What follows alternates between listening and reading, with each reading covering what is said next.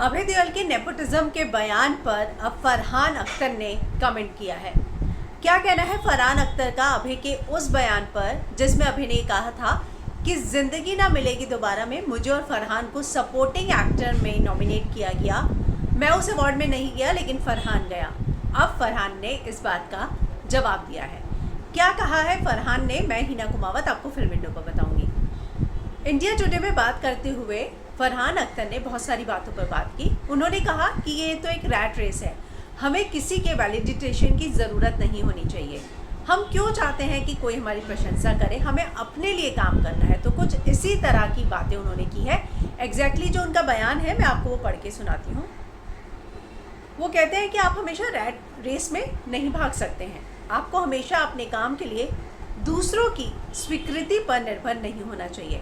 खुद पर भरोसा रखें और वो काम करें जो करने में आपको खुशी मिलती है। इससे कोई फ़र्क नहीं पड़ता कि कौन कितनी मैगज़ीन के कवर में आया, किसको कितने अवार्ड्स मिले, किसके आर्टिकल्स न्यूज़पेपर में कितने हुए, कौन न्यूज़पेपर में कवर हो रहा है।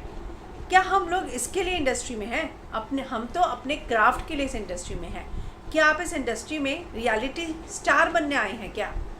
तो उन्होंने इस बात का जिक्र किया। और जब उनसे पूछा गया, लेकिन अभय ने ये बात कही थी, आपको याद होगा अभय ने वो पोस्ट डाला था जहाँ ज़िंदगी ना मिलेगी दोबारा में ये तीनों खड़े हैं, ऋतिक, अभय और फरहान। और उन्होंने लिखा था कि सिर्फ और सिर्फ कैटरीना और इनको ऋतिक को मेन कास्ट के लिए नॉमिनेट किया गया, क्योंकि हमारे इंडियन सिनेमा में, हिंदी सिनेमा में इस तरह का माइंडसेट है कि सिर्फ फिल्म जो है हीरो हीरोइन की ही कहानी हो सकती है।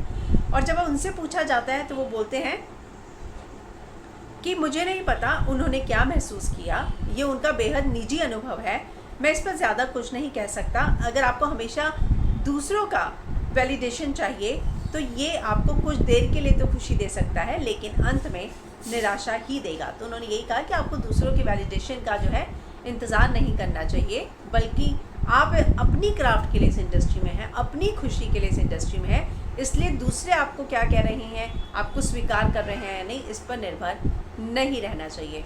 तो इस तरह का बयान जो है फरहान ने अभय के उस कमेंट पर दिया है जिसने बहुत ही ज़्यादा चर्चा बटोरी थी। अभय देओल खुद भी देओल परिवार का हिस्सा है। ऐसे में जावेद अख्तर के बेटे फरहान अख्तर यानी दोनों ही इस इंडस्ट्री से आते हैं। और जहां अभय का नज़रिया कुछ और है, वहीं फरहान एक अलग नज़रिया रखते हैं।